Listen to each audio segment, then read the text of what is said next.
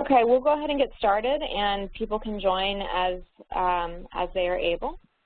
So first I want to thank everyone for coming, and especially the presenters who have dedicated their time to present today. My name is Bahia Simons-Lane. I'm the new Executive Director with US JETAA.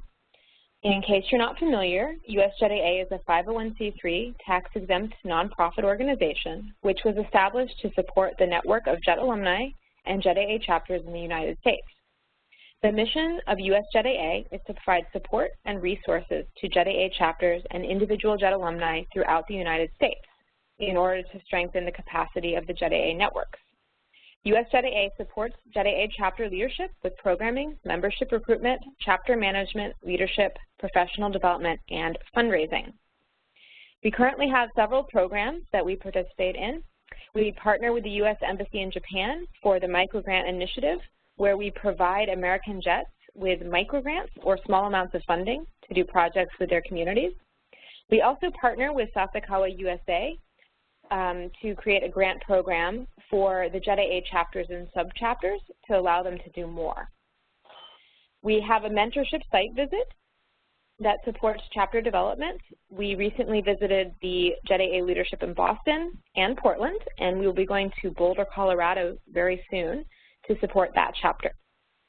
Lastly, we have this series, which is the JETAA Toolbox webinar series, which provides helpful information on chapter leadership to all officers of JET alumni chapters, which is generously funded by CGP and CLARE. Today's topic is on effective tools and strategies for membership engagement. As a reminder, today's session will be recorded and uploaded to the US JETAA website. We will be saving questions for the end, so if you have questions throughout the course of the presentation, please put them in the chat box on the bottom right or save them until the end when we allow people to ask questions via audio.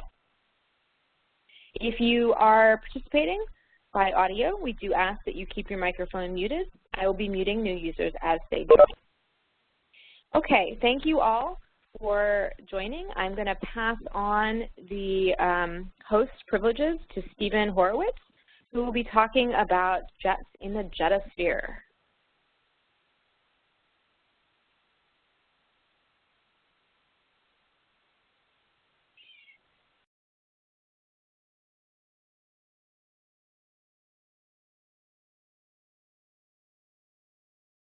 Hey, Sanders, and hello? I just heard a beep.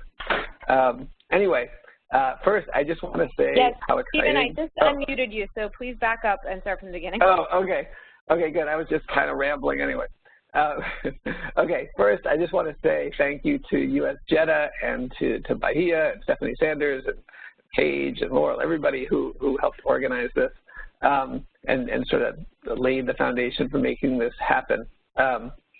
It's really exciting just to be able to do this, because I remember back in around 2000, 1999, 2000, when I first started getting really involved with JET alumni stuff, like this was not really thinkable. Everything was very siloed, and we were not all in communication with each other. And there was even like a sort of a weird vibe between chapters because people didn't always know each other well. It was hard to get collaboration. People didn't even know what each other were doing. So just the fact that this is happening is actually really exciting to me when I think about it and I think back. So anyway, okay, so JETs in the JETAsphere, using a virtual chapter to engage unaffiliated JET alumni. And this topic is really about reaching all the, there's JET alumni who join a chapter and show up at the events, and you can reach them. They're part of what's going on, and they can get involved. But I mean, when I first started getting involved in JET alumni, I kind of had this sense, this realization that there's so many JET alumni out there. Actually, I'm going to switch to the next slide. It's sort of where my involvement kind of was born from, was the sense that there's all these JET alumni out there. And I'm part of this. There's this large community, and what I was seeing and interacting with was a tiny drop in the bucket. The New York chapter, which, I mean, even at that time was one of the most active chapters, but, so what, we get like 10, 20 people at an event. You see there's a total community of maybe 50 people, and I knew there were thousands and thousands of JET alumni out there. And I also kind of wondered, where did everybody go, and what did they do after JET? What did people do after JET? Part of the problem was there weren't that many years of JET when I became an alumni. So, you know, it seemed like a lot to me at the time, but obviously it wasn't. You know, trying to reach all these JET alumni out there, my first experience with it was as the editor of the JETAA New York newsletter. And what I wanted to do, my goal there was to create content that people really wanted to read, and so that people looked forward to the next issue. And at the time, it was in print, and we would send it out quarterly. And so I tried coming up with content I thought people would actually want to read. I started doing anecdote articles. I started trying to do things that were even a little controversial, a little provocative, so that people, my thinking was that if you have good content, then even the people that aren't showing up for things, when they're getting the newsletter, they have a positive association with the Alumni Association. And they're having a positive interaction, even though we don't necessarily know they're having that. But I sort of felt like you could trust that if you have good content, that will lead to that kind of a connection in a community, and that lays the foundation for people to get involved later. And sure enough, years later, when I first met James Gannon, who's been on, he was on the board of JETAA USA and the board of JETAA New York, or was on the board of JETAA New York, and has done so much to help the JETAA alumni community in general. He said he wasn't really involved, but he used to get the newsletter. That was his one connection. And that, at that moment, I mean, that was 10, 15 years later, but that, you know, that really affirmed my belief that good content helps connect people, even the people that aren't physically showing up for things. The next step was when I created JetWit, sort of off of JETAA New York. I wanted to build off of the newsletter and do something larger, and I realized that another form of content was job listings. You think it's a job listing and it's, you know, it's to help people get a job, but it is a form of content. People look forward to seeing it. People are looking at it. People are looking forward. And if you put out good job listings, then that's content too. And that's been a big way to get people more connected. Anything you can do to help people with their finding a job, getting, you know, with their career, anything like that. So the JetWit jobs, I started posting the jobs on JetWit, and then I set up the JetWit jobs Google group. So people still, I mean, almost every day there's another person joining the group, you know, just getting on there. So these are people who are either current Jets or may not be part of a chapter. I don't even know for the most part, but it gets them in there at an early, it gets people who are out there who may not otherwise be connected. They're on a list somewhere. They're connected with the JET alumni community as soon as they get on the JetWit jobs group, and they're getting those emails. And then sort of bringing that to the present, at the conference this summer, the US JETAA 30th anniversary conference in Washington, D.C., we did, I was able to do the Mothra storytelling hour. And I hadn't really done anything sort of content-oriented in a long time, as I've gotten busy with family and other obligations and work. But it was sort of a nice way to get back to my roots, and doing the Mothra storytelling hour was a way to get people out sharing stories and feeling good about being part of this organization. I mean, there's lots of other things that make people feel good about it, but and it's an event that I hope that other chapters, and I think other chapters are starting to pick it up, because it seems like it's very easy to do. And if there's one thing Jets always have, is stories about their times on JET, and we love telling them and sharing them with each other. And I also thought it would be great to have that out there as an event that non-Jets could come to, because it's a great way to promote a positive feeling and a positive sense and understanding of Japan that goes beyond all the sort of the pop culture. You know, like a real real connection with Japan. Another piece of engaging the itinerant Jets, so to speak, is building communication channels. And, you know, I started with that with the newsletter. The newsletter was a communication channel. We got to mail it out to whatever it was, 600 people. So that's a communication channel. But then I started building channels. I wanted to reach people in other chapters because I wanted to get people from other chapters to submit articles and anecdotes to the newsletter. So I started reaching out to the newsletter editors and officers of other chapters so that whenever I had and building relationships, because I would, at the time, I would reach out to a chapter and people would not necessarily respond to you. They didn't know who you were, didn't necessarily care, and they had other things on their mind. So it seems easy now, but it was actually a lot harder back then. And so I built relationships with people, and I got to know the other newsletter editors, and I said we should trade articles and help. It's hard to produce a newsletter, you know, share content. And that's when I started to realize we were producing probably the most content in New York, and by that time I was being helped by Justin Tidaldi, who was the assistant editor, who was very good at coming up with stuff. And we started sharing content with other chapters, and that helped build relationships. And then that led me to an idea during, which election was it? It was Bush-Kerry? During the Bush-Kerry election, I decided to do a JET alum presidential survey, which some people thought was inappropriate, but was a lot of fun to do and to sort of get a sense of how JET alums felt about the election. But the underlying purpose, the bigger experiment that I was trying to do was to see how many JET alumni I could reach with this question, how many responses. It's one thing to reach people and another to get responses. And so I really sent stuff out to all the chapters and really encouraged them to help me circulate it and get responses. And that sort of built up the communication channels that really laid the groundwork for JETWIT. And JETWIT, of course, is kind of this, it was Leanne Mastrini of JETAA-DC who kind of pointed this out to me, the idea of a virtual chapter. And I hadn't really thought of it that way, but the JETWIT is kind of this virtual chapter so that if you're, you know, regardless of where you are, there's certain information, certain services, certain ways of connecting that you can get. And building up those communication channels was a very helpful tool to have when we dealt with the JET threat, when the Japanese government was thinking of getting rid of JET or severely reducing it, and also after 3/11 and dealing, you know, with all the fallout from that and all the communications and having a place to and ways to communicate with people made a big difference, and also helped foster continued engagement and helped get more people, more JET alumni involved and connected.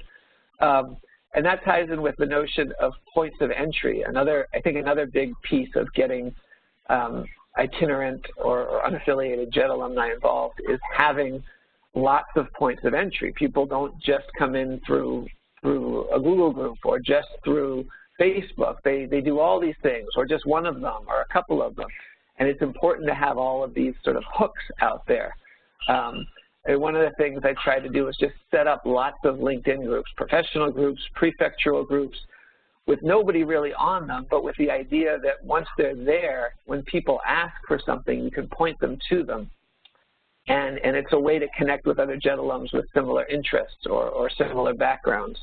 And just by putting those out there, having those points of entry for people to get connected. And of course, chapters themselves are great points of entry, and all the, you know, the websites and the Facebook groups and the Twitter feeds, everything that gets set up is a point of entry and allows anybody anywhere to connect, which is very important and very helpful.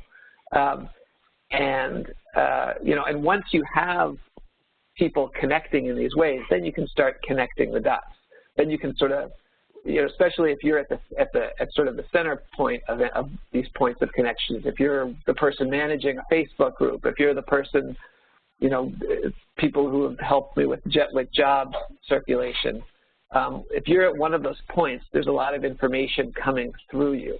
And now you're able to, and we have more and more people because we have so many entry points now, who can connect dots, who can see that somebody is interested in looking for a job in X and says, oh, I know something else going on elsewhere in the JET alumni community, and help connect them to things. It also enables JET alumni, and it helps to have a mindset of looking for those dots to connect, because you know, if you always have the mentality of how can I help this person, and then we set up the tool so that we can do it, then we're always going to have a welcoming point of entry, because a lot of people might have negative impressions of JET or JET alumni for various reasons that are beyond our control. So always being a welcoming point of entry makes make a big difference. And lastly, just a couple tricks of the trade that I sort of picked up along the way in terms of engagement. One, at least within the JET alumni world, it's better to ask for forgiveness than for permission. I used to ask for permission in the beginning, and then I realized nobody was in charge. I would just do things first and then say to people, you know, how's this look? What do you think of this? And once it was established, if I asked first, it would slow things down. So if you have a way to connect people, if you have something that you think you can do, just do it first. You know, don't wait around, and then start using it, and then share it with people. And if it's beneficial, then everybody's going to be happy you did it. The next thing was quick and dirty, which is kind of like the low-hanging fruit. Like, do the easy stuff first. You know, don't worry if it's perfect. Get something up there. It's better to have something out there, content-wise or group-wise, and then you can fix it as you go, especially in the digital age with blogs and Facebook groups. You can always fix it and adjust it as you go, but you want to have it out there so that people can connect. Oh, and the last one I put, intentional errors. That's sort of a separate thing. In terms of getting people to respond, a lot of times, in terms of generating content or getting people involved, I realized that I could just write something up and send it to them and say, how's this? You know, I wrote this about you. What do you think of this? I was much more likely to get a response because there's a strong human urge to correct errors. So a lot of times we send emails out to people and we're looking for input and they don't give it to us. You know, I ask, can somebody write an article on this? And nobody responds. But if you set things up in a way where you give people the opportunity to criticize or edit or correct something, they will usually jump in very quickly. So those are just, that's sort of a very quick, big picture the overview history of sort of my experience with engaging JET alumni and JETs in the JETAsphere.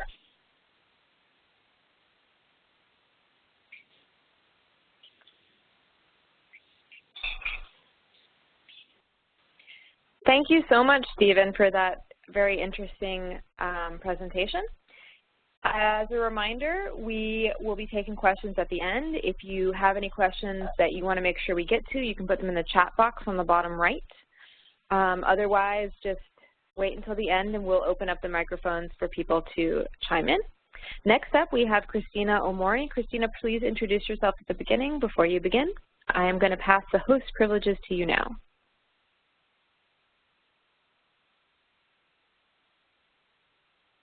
Hello. Hi, my name is Christina Omori. I was a country representative 2012 to 14 and also served as a webmaster and communications coordinator with the New England JETAA chapter from 2008 to 2013, and I was a JET in Saitama from 2004 to 5. And I wanted to talk a little bit about some of the tools that could be really helpful in thinking about how you manage your membership, work with your officers, and better communicate with your chapter.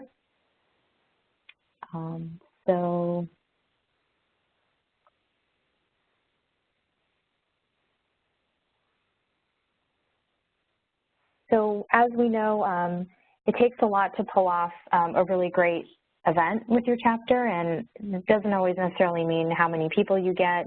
It's about whether you are able to bring in new members, if you get to know a few people that you haven't talked to before. Maybe you help a family come out to an event who's always wanted to come but just couldn't make it because they've always been busy. So we know it takes really great teamwork. It's quite a lot to pull off a really great event. But what there also is behind the scenes is a toolkit that is actually helping get a lot of this work done. And maybe it's not something that your members will actually ever see, but it's definitely helpful in helping you get the most out of your time, making sure that you're reaching the right people, and making it really as easy as possible to host and hold all of your events. So I'm going to talk a little bit more about the different ways you can think about how these tools might be able to help you with your chapter. So when the New England chapter was preparing for the regional conference, we wanted to survey chapters to better understand the kinds of tools they're using, to see if there was anything that we could learn and share to help the other chapters do a better job with the current tools that they're using. And what we actually found was ESID. So every situation was different. Just like on JET, chapters were using different tools and services to help them manage their members, communicate with them, plan and organize events. And I think the most important thing was that there wasn't really one tool necessarily that was going to be better than others. I think what's really great about kind of the way chapters work now is there's so many tools available, and even though it might seem like it's very fragmented and everyone kind of has different ones that they're using, there are many of them that are free, so it's really no cost to use it, and that can be a really great advantage for chapters that don't necessarily have the funds or resources to be able to pay for some of these services. So we do have several that I think almost every chapter uses, so typically a Facebook group or a page, maybe a LinkedIn presence, maybe a Twitter account or a website, but regardless, all of these tools can serve many different purposes, and it's really up to the chapter to kind of figure out which tool can be the most effective for you. But because many of the chapters are using the same tools, there's a lot of ways that they've been able to share and exchange the ways that they've been able to use the tools to be most effective for them. So I'm going to go over a few of these, but I also kind of want to structure the conversation around thinking, how do we communicate with our members, and what are sort of the different ways that we might work with our other chapter officers, how we might talk to or communicate with our members, and then even with the public in terms of maybe people who aren't necessarily JETs, but maybe they're interested in Japan and maybe they will be interested in JET someday. Those could be future JET participants or future JET alumni. So we should always be thinking about those different audiences and how we can best reach them. So I like this comic strip because one of the things it shows is just how many different tools there are nowadays. So in one situation, you might use Facebook, in another situation, it might be texting. So the most important thing, though, is that all of them kind of serve a purpose, and some of them might be better than others. But as long as you kind of understand the context, you'll be able to figure out which one works best. And sometimes it's not necessarily that the one tool can only be used in a certain way. I think there's a lot of flexibility with the best way to use these tools, and we see that chapters are able to enjoy using them and really taking advantage of all of what they have to offer. So if you think about the different types of communication, I've organized it kind of by the type of audience. So I have social and public, and then internal, which is a little bit more hopefully helpful in thinking about the different types of work that you might be doing within your chapter and working with your other officers. So social communication is the notion of communication between two or more people. Social media has kind of started with that original notion, but it's become perhaps a little bit more in the public domain. But generally, it's meant to be very user-generated. It's about exchanging of information and content, as Stephen mentioned. Right now, it primarily is digital and online, but think of it as kind of that more informal, conversational, engaging between people, between members, and that type of environment. Public is much more of that mass media or mass communications type of outlets. So you're thinking of maybe a large audience, maybe something like your website would have certain information that you want to show or broadcast. Maybe you have a really big New Year's event coming up and you'd like people to make sure that they know about it and provide all the details, the dates and times, and also maybe you'd like for them to bring a guest or their family. So maybe that would be the best place for that to live. Or maybe there was something in the news that was really related and important to the JET community that you want others to notice, not just your immediate members. So it's more of that large audience. So you can think of it also in the sense of press releases or, public relations, kind of external communications type of mindset. So there's a little bit of a difference in maybe how you might communicate more on the social versus a public perspective. And then internal, which is much more of that behind the scenes, working together with your officers and your chapter, the types of things that maybe your members wouldn't necessarily see, but of course is still very important to make sure your chapter is able to run smoothly.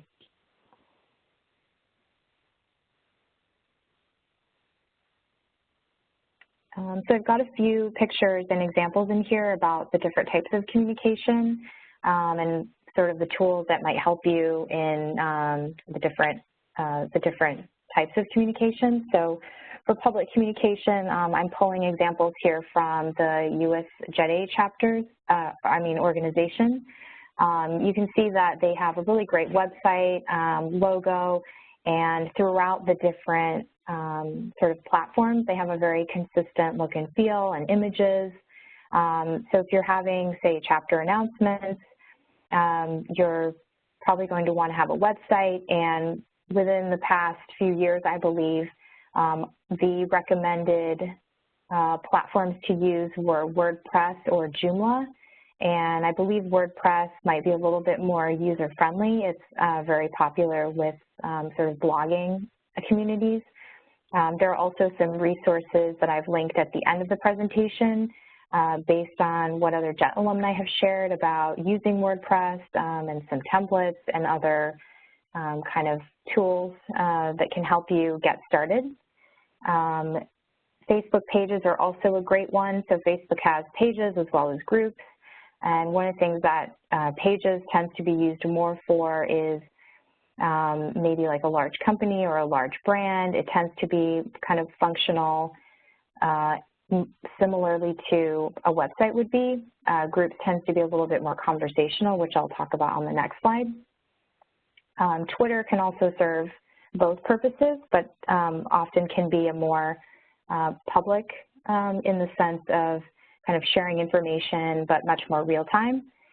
And you can also then link to other content. There's a tool that we used to use in the New England chapter that was very helpful that was called Hootsuite. And one of the things that we used it for was, it was a free tool, and then it also enabled you to post across several different social media channels at the same time. So instead of having to go through and post on Facebook, on Twitter, on Instagram, and maybe another platform, you could use Hootsuite and have it post consistently all at the same time across all of them. They do have some paid versions, but this one was very helpful. I think we had just 1 or 2 user accounts who could then cross-post. So that was a tool that we really liked. Mailchimp has also been really great. It's actually an email marketing tool. However, for a certain number of users, as long as you're under that number, I don't remember the exact number, it might have been a few thousand. If you have less than a few thousand members, you can actually use it for free. Mailchimp is really great because it helps you manage your emails, and you can also organize your members so that you're able to actually set kind of the emails to go out. You can set different schedules, you can set different campaigns. You can also see how many people are actually opening your email or clicking on it. You can do some A/B tests of different headlines to see which get more opens and clicks. So it's a great way to kind of help your emails be a little bit more effective. But you can also use kind of more traditional email methods as well. In terms of social communication, I think Facebook groups are a really great example of this. This is much more of that communication between officers and also between and among members as well. Facebook groups is much more supportive of conversation. So it's a platform that allows you to post events and post articles, but because many people have Facebook accounts, it also encourages the different people in the groups to get to know each other and to chat. You can post events and other activities there, but it really has a more personal, engaging touch to it than pages do, which is one thing that makes it really great for smaller groups or groups that want to have the option for members to talk to each other and get to know each other. LinkedIn groups is also another great tool for this. As Stephen mentioned, it's much more for professional communities, but it can be a great resource for people who are maybe looking for a job, looking for connections in their field. Maybe they want to connect with people who are from the same prefecture as them or in an industry that they're involved in or planning to make a move to. So it can be a great place where you can quickly build your professional community just by having a LinkedIn account. Google Groups can also be a great one for creating more conversation and communication. It doesn't have sort of the visual and kind of event posting capabilities that Facebook does, but since so many people have a Gmail or a Google account and it can tie into your calendars and your documents, it can be very effective as well. Traditional email, text, and phone calls. Never underestimate a good old-fashioned phone call as well. Our New England chapter was really great about talking to new returnees and actually calling some of them to welcome them back and then also invite them to our new returnees reception. So even in this day and age with texting and sort of all online communication, it can never hurt to reach out and make a personal connection with someone by also calling them. And lastly, I just wanted to share some internal communication tools that we've used that have been really helpful. So for officer work and coordination, Google Apps is really great. The Drive function allows you to store and collaborate on all types of documents. You can share calendars together. You can also use groups. For those times when you can't meet in person, Skype or Zoom, FaceTime allow video chat. Traditional email and phone calls are great as well. In terms of membership information, you can house your membership information just in an Excel sheet that you keep offline. Some chapters also use Salesforce and Constant Contact, which are also great member management tools. Mailchimp also has some limited functionality but can be used for storing membership information. And then if you have any events or tickets or transactions financially that you need to do, PayPal and Eventbrite are also ones that other teams are using and that they found to be pretty effective as well. So just to wrap up, because I know we're getting short on time, I just put a couple links in here at the end of the presentation. There's some really great resources on the US JETAA website, as well as on JETAA USA. Just keep in mind that they might be a little outdated, but if you ever have any questions, you can always reach out to one of the other chapters. Everyone is very supportive and helpful and always willing to give you feedback or help update any of the information. So hope that was helpful. Please let us know if you have any questions. Thank you. Thank you so much, Christina, for that presentation. We are going to post these online, both the audio and video of the webinar, but also the PDFs as well. So you'll be able to click through to these links when you're doing your own research and want to check them out. As a reminder, if you have any questions, you can put them in the chat box on the bottom right, or we will open up the microphones at the end to questions. Now I'm going to turn over the presentation privileges to Wesley Julian. Wesley, please introduce yourself, and you may begin whenever you're ready. All right, can you hear me? Yes. Great. All right, well, let's get started. So marketing and outreach strategies. Everyone here has planned an event, I'm sure, at some point in their lives or professional lives. But as Boromir here is teaching us, one does not simply set it and forget it. Too often when we think of an event and we schedule it, we just sort of think it's just going to happen, or we wonder why aren't people showing up, or what went wrong. Well, you can't just simply create an event and then expect people to show up. You do have to do marketing and outreach and promote your events to make them successful.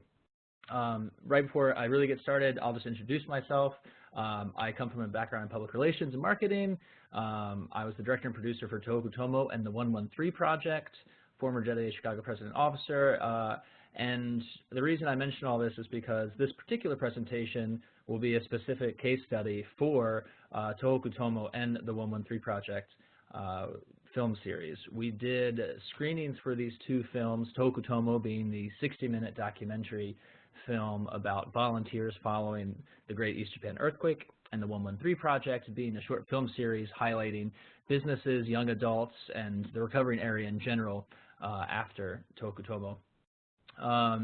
We did close to 50 screenings, and every time we booked one, we sort of had this expectation versus reality, right? So you really want the picture on the left, you want a full theater, you want a lot of people there, but sometimes the reality might just be that there aren't any people there, or it's a very small turnout. And it's really dependent upon how much effort you put into marketing and outreach. I'm happy to report that this image actually was reversed. I was really nervous that the expectation would be on the right-hand side, an empty theater, but in reality, our premiere event at the Ava Planetarium was very well attended, as we'll talk about a bit later. But it's very important to sort of set the right expectations as you're planning events. Again, this presentation is about Tohoku Tomo, so here are the screenings we've done across the globe.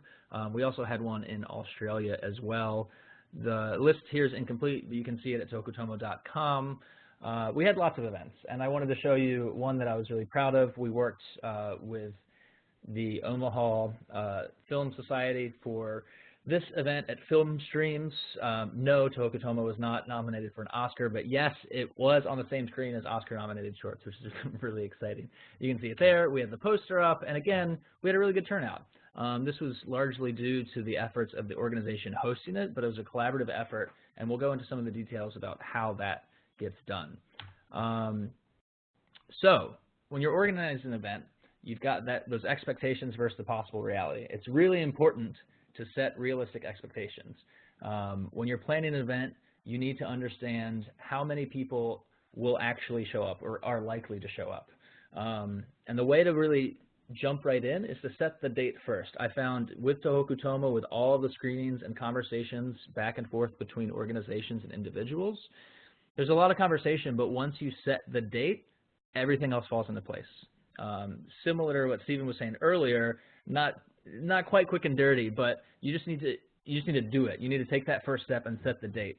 And with events, you know, a lot goes around the actual logistics and the place itself. But once you can really nail that down and set the date, everything else will fall into place, and it will become less of a conversation, like an ideal conversation, and more about a reality of just planning the event. And then similar to what Christine said about the ideal audience. Each event you do is going to be different. For us, our ideal audience was really Japan-related organizations and also colleges and universities. We wanted to be an inspiring film for young adults who, you know, might have a drive to volunteer or might, you know, really want to set their mind to a project like the film projects that we did. So it's important to really identify your audience once you have set your event. And then, of course, creating a structured format and timetable. Everything's going to be different. ESID pops up yet again in the presentations. But in the case of Tohoku Tomo, we had a pretty solid structure, you know, an introduction, showing the film, a Q&A after, maybe refreshments, some sort of skeleton structure. But honestly, in the 40-plus screenings that we did, everyone was slightly different. Every screening was slightly different. But we did have a standard format that we worked with each organization on finalizing. But it's important. So once you set that date, you can then move on to creating your format. What's the best logistical process for getting everyone in and starting on time, and sort of what's the best flow of the program. that the ideal audience will really resonate with. And the golden rule here, and this is probably the most important note in the entire presentation, every event is different. Every event is different, and I promise you something will always go wrong. But that's okay. You need to anticipate that and be comfortable with it and not be overwhelmed by it. Whether that's a projector not working or suddenly there aren't enough chairs or you name it, there's always going to be something, hopefully minor at least, that will sort of blow up. But if you're prepared and you're flexible, you can react to it. So moving on. Let's see. So once you get your event sent, Christine mentioned some of these, but Eventbrite, Meetup, Guest List, Eventful, there are tons of resources. For Tohoku Tomo, we used Eventbrite often for our screenings. JETAA Chicago uses Guest List, but there are lots of different resources. Most of these are in fact free, so if you don't have an account yet, just create one. Very simple to use, and it's pretty important to have your event ticketed. Whether it's free or paid, having a ticketed event sort of helps you gauge how many people will actually be showing up and gives you a better sense of who will be showing up. Similar to Stephen's presentation, when you have one of these websites ticketing your event, you get the attendees' information, and you can add more things like age or occupation or what have you, but you get contact information and you get to know your audience better for future events, which is really helpful. So once all that's planned, we get to the real stuff, which is marketing and outreach. So this is what I'll talk about for the remaining part of the presentation. We'll talk about graphic design and media kits, traditional media versus social media, and then post-event coverage. For graphic design, basically you don't have to reinvent the wheel. A lot of chapters already have logos, already have images to use, and that's fine. You don't have to go wild with it. Traditional media and social media, both actually are pretty active. I think most chapters really just pursue social media because it's free and it's easy, but I think there is some legitimacy to traditional media as well. It's not completely written off in 2018 quite yet, and we'll talk about some of those examples. And then post-event coverage is really important. Just because your event is over doesn't mean the marketing and outreach is over. So starting out with traditional media, here's a sample press release that we did for the Tohoku Tomo premiere, like I mentioned at the Adler Planetarium. For your events, and really this should be just for your top tier events or your biggest events, not everything you do, but you can create a standard press release, standard format with a lead image, the who, what, where, when, and why, contact information, and really a compelling angle, right? So again, it shouldn't be for every one of your events, but if you have a really top tier event or your biggest annual event that actually has an impact on the community or that a media outlet or journalist might be interested in, it's probably worth pursuing a press release. In the case of our film project, it certainly was. And you can distribute it to a mass email list. Again, as Christine mentioned, you can use Mailchimp or a number of services to do A/B testing to really get the greatest return. But the biggest thing in PR is following up with key contacts, right? So you can't just send out this memo or send out this press release and just expect people to follow up. Sometimes they do, but you really need to follow up with the key contacts and individuals that you think will be interested in the story and that you know will have some kind of connection to it.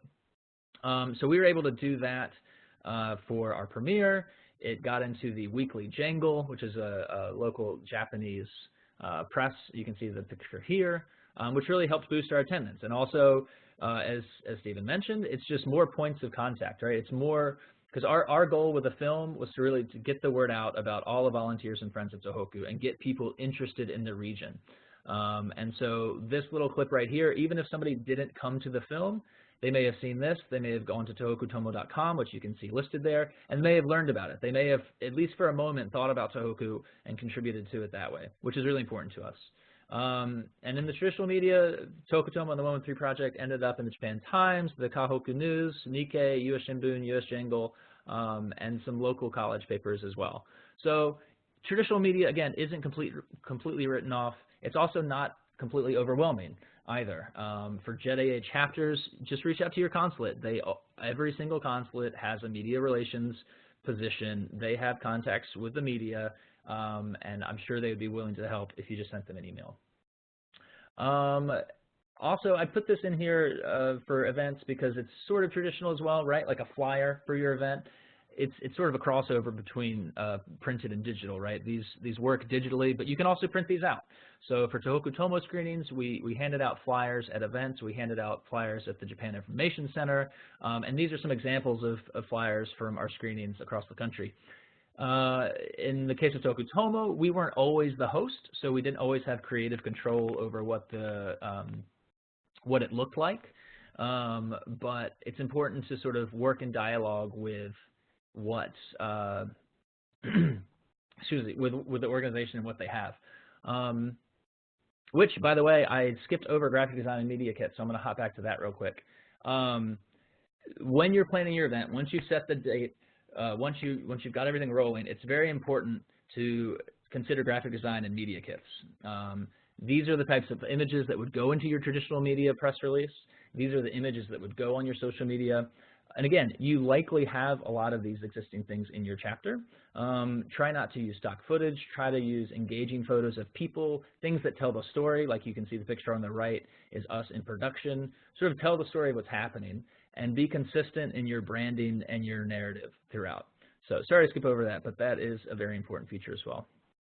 So we'll jump back ahead to social media, which everyone is very well aware of, and these are only a few examples that you can use. The icons go on forever. And for that reason, I'm just going to talk primarily about Facebook and Twitter, as that's what most chapters use, and I also think those are the most effective and certainly the largest audiences. For Facebook, it's very important to have events. You can have your page, you can have your group, et cetera, but for events, it's very important to actually create a specific event. Like for this seminar today, there is an event on Facebook. Mass invitations to all group members, all page members, every organization related to you, et cetera, just spam everyone. For Tohoku Tomo, we always partnered with organizations and we utilized their network. But also, you can't just do that and expect people to come. You have to have personal invitations to friends and family, personal invitations to people in your group, really get people excited and help them be your advocate. That's really the way to increase attendance. I put this screenshot here in particular because you can see the blue highlighted information of Tohoku Tomo there. It's important in your events to use the @group. So as you probably know, when you type a post on Facebook, you can type the @ symbol followed by the page or group, and it will link to that page. That's really important in networking and getting your content seen on Facebook as well. It's important to include a link to the event page. Again, if you choose guest list or if you choose Eventbrite, what have you, it's important to choose that because you want people to sign up and get ticketed for the event. Because as you can see here, 41 people went, 22 were interested. Okay, well the actual number, we had 140 people show up. So not everybody even engaged with the Facebook event. Also, as you're probably well aware, a yes on Facebook is a real life maybe. Maybe on Facebook is a polite way of saying, thanks for inviting me, but I'm not coming. So it's hard to gauge how successful your event will be just by these events, so it's important to link to your ticketed link there. And then of course a description of your event. In your media kit, right, your graphic design and media kit, you're gonna already have this narrative here. You're gonna have this language defined. You're gonna, the phrase in public relations is generate once, populate everywhere. So you're gonna have everything. This is gonna be essentially copy and paste across platforms. And yeah, so very important to have Facebook events. And also to have creative campaigns and lead-ups. For Tohoku Tomo's case, this is just one example of what we did. This is a countdown leading up to the premiere. So we took images from our media kit and from other sources, but all related to the film, to our journey, to how the Kickstarter, to the filming, the post-production, everything, sort of getting everyone excited leading up to the event. This creates engagement, this creates interest, and hopefully will help market your event. And again, referencing Stephen, this also just gets the conversation going. People might not make the event, but they'll see this post and they might check out the film. For Twitter, and this applies to Facebook as well, it's important to have pre-written post content. Again, generate once, populate everywhere. Use these phrases, these words, these branded ideas in your tweets and in your posts. Create preferably one hashtag at most. I know hashtags are sort of a meme at this point, but they are still effective in marketing and outreach. But don't overdo it with a hashtag. Tweets and retweets are really important. As I see here in these visual examples, Anime Central tweeted something out, so we retweeted them. It's important to do that both on Facebook and Twitter and sort of get the conversation going among organizations, sponsors, and attendees. And utilize on-location shots and ephemera. So the picture we have there is of the brochure for the screening and highlighting Anime Central. Social media is best when it's connecting you to what's actually happening in the world, particularly Twitter. Less so with Facebook to some degree, but with Twitter, it's really about connecting people to the now and to what's happening. So keep that in mind as you tweet out. And slowly wrapping up, post-event coverage is just as important. So even though you've set your date, you've created your media kit, you sent your press release, you've done all your lead-up images, your hype, you had a huge event, great turnout, everything was awesome, you're not quite done. To wrap it up, you have to do post-event coverage because people are interested. People who went there want to see themselves in pictures. Your organization wants to have images for longevity, the images that could be used for the next year's event, perhaps. These are some pictures from our premiere. And, you know, the picture in the top right, if you're familiar with our product, we ended up using that photo from the premiere in our T-shirt sales. So that was sort of our model on our page for wearing the T-shirt. So there is value in the post-event coverage, post-event photos that really does contribute to marketing and branding. So to wrap up, reflect on what worked and what didn't work.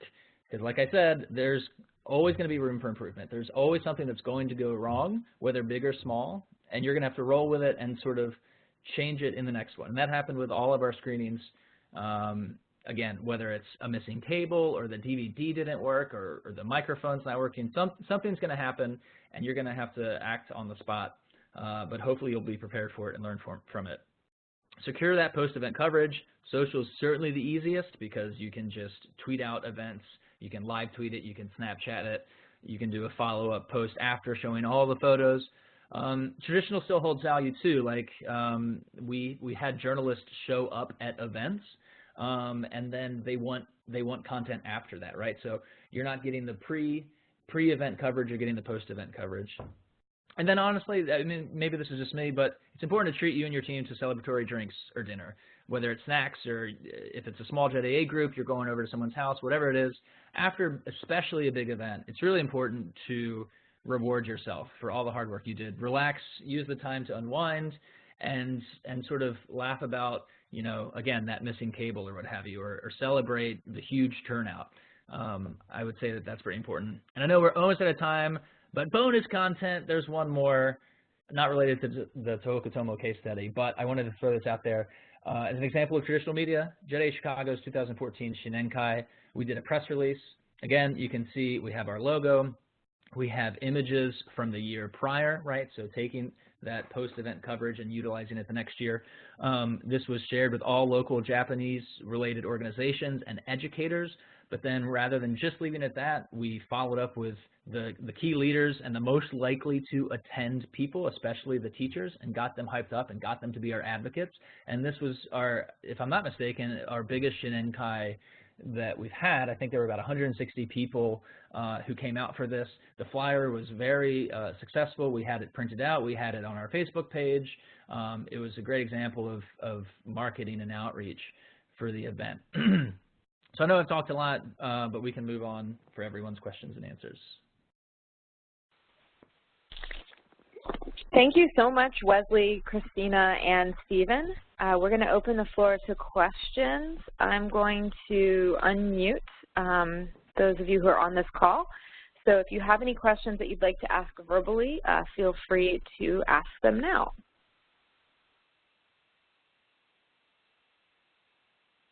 I have a question. Yes. Okay. I had a question for Christine. Utilizing Mailchimp, or did you have a preference for another one? Sort of, what is the best practice for newsletters and things like that? And I guess the question's for Stephen too. What's sort of the best practice for effective formatting and outreach and groups and A/B testing and all those nitty-gritty details of newsletters? I'm kind of tempted to let Stephen answer that one, only because I might be able to speak to how we might disseminate and share the information, but if it's more about what makes a really effective newsletter, I feel like Stephen would be able to answer that. Okay. I mean, when I did the newsletter, it was in print, so that's not really, we don't really do that anymore. So I was thinking about that as you asked. I don't really have a good, you know, I mean, Mailchimp or something like that seems to work well for like e-newsletters. You know, it depends how you want to disseminate your info, or if you want to put it in blogs and gradual posts and just as, you know, as things happen. I feel kind of like that's all. Yeah, I guess it's Mailchimp or Constant Contact and like the e-newsletter, probably the best format. I guess one thing I can say about Mailchimp that we liked was when we knew some larger organizations actually used it, so there was definitely a sense that we were getting an upgrade in using Mailchimp as opposed to Yahoo groups, which just kind of sends out an email to everybody, but we don't necessarily know who's reading it, or there's no way to format it and make it look really nice and professional. So that was one of the things that we really liked about Mailchimp. I'd say for newsletters, though, we probably didn't do newsletters regularly in any JETAA, but we would try to kind of send out something at least once a week and then format it to be a little more like a newsletter. So we might have the most important story be an invitation for an event, but if we wanted to talk about something else in the news, or maybe there was a job posting, then we'd try to actually structure the email to look a little bit like a newsletter so that it was more visually appealing. Mm-hmm. So I think it kind of depends on your audience and how they're used to seeing the information. I always felt that we got the most engagement, or at least reads and eyeballs and clicks from just emails directly. Mm. But then what we would do is we'd kind of start with the email, and then we would post all of the information on all of the other places, like our website or on social media. But we tried to kind of keep the focus on email because we knew that that was the first place that people were going to be receiving the information. So it was most important that that was the best in terms of the tool, the format, and the way that we share that information.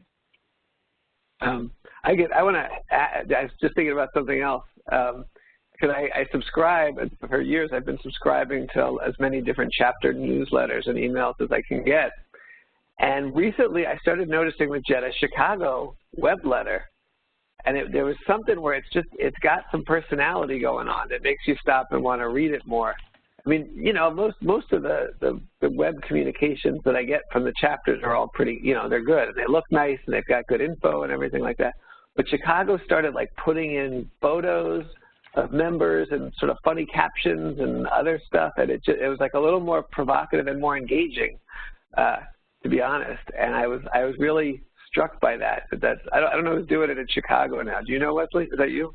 No, it is not currently me. But I will speak to that and say Tom, who was our secretary a year and a half ago at this point, he really started that, in my opinion. Tom Collins started to add interesting quips at the end. Maybe it's because he's British and that sort of, I don't know why, but that worked really well, and that's continued since. And yeah, and I think one thing that JETAA Chicago's really good at, even to this day, is again using real photos, using faces, and putting interesting, you know, quips and anecdotes in the newsletter, because we're not sending these out to just, you know, people we don't know. We're sending them out to fellow Jets, right? We all went through the same sort of experience, and we all sort of have that little nugget of Jet in our brain that we can connect with. So weaving that through into any of your content is really important. Yeah, I think that the web letters, there's sort of traditional formatting and a certain tone of like, hey, everybody, but there's an opportunity to do other types of content within that can be really engaging. When I used to do the print newsletter, I started this column that was like a society column where I created a fake name, Yoku Shiteru, who was this person who would report on all the high society of JETAA alumni events. And it was basically because I was at a lot of JETAA alumni events in those days, and I would just mention people and just kind of, I don't know, turn it into something and put their names in bold. And people started looking forward to, like, would they get mentioned in JETAA Society? And my goal at the time was to make the events, like, there was always postings for events coming up, but then you didn't know what happened afterwards. So it was a way to kind of make them seem alive and like, hey, this really happened and it was fun. And if you weren't there, you missed it. It was fun, you know, and get people kind of piqued and wanting to get involved. And I think there's an opportunity now. It's easier to do with like a photo and a caption and things like that. And I think JETAA Chicago is doing that very well. Yeah, I think that's a great point. I really liked your example, Wesley, that once the work is done, it's not necessarily over. People like to see pictures afterwards. They like to see themselves tagged and know who was there. So I think that's a really important part of when you're thinking about events or activities. It really does continue, and it doesn't just stop there. So I thought that was a great example. Great. Well, we're almost out of time. I'm going to quickly ask one more question, unless there is anybody else on this call who would like to ask something else.